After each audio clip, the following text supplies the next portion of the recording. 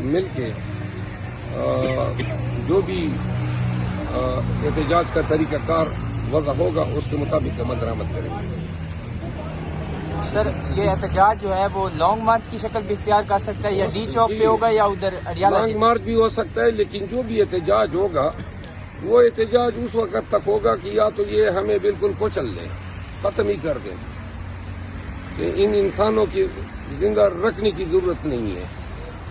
یا پھر ہم عوام پاکستان کو ان کا لیڈر بھی واپس دلائیں گے اور اپنا مینڈیٹ بھی ریکور کرائیں گے۔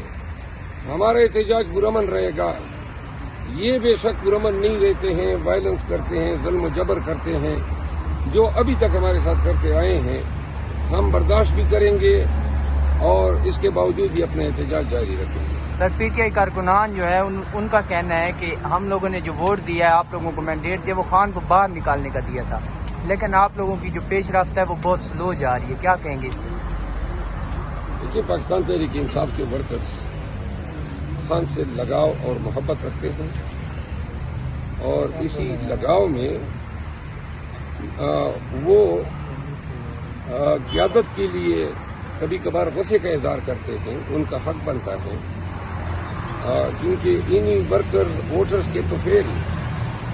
پاکستان تحریک انصاف کو ملک بھر میں 2/3 سے زیادہ اکثریت ملی ہے۔ ہم کوشش کر رہے ہیں بھرپور کہ ان نامساعد حالات کے باوجود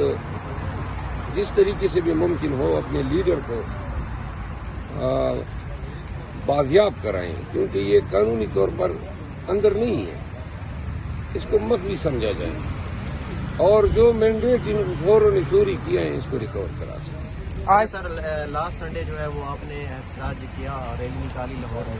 تو ایک صحافی کے سوال پر مریم نواز صاحبہ نے ایک بیان دیا کہ غیر جمہوری عمل جو ہے یہ احتجاج کا، یہ کسی کو نہیں کرنے دیں گے۔ ابھی اگر احتجاج کی کال دیتے ہیں تو پنجاب جو گورنمنٹ ہے اس کی طرف سے سخت لگتا ہے کہ کوئی رد عمل آئے گا، تو آپ اس بارے میں کیا کہیں گے؟ ابھی تک تو پنجاب گورنمنٹ کا ہی سخت رد عمل ہے، سارا رد عمل تو انہی کا ہے۔ آپ دیکھیں پنجاب میں ہوا کیا ہے 2 سالوں میں، اتنا تو سمر جوشن اور ابن زیاد نے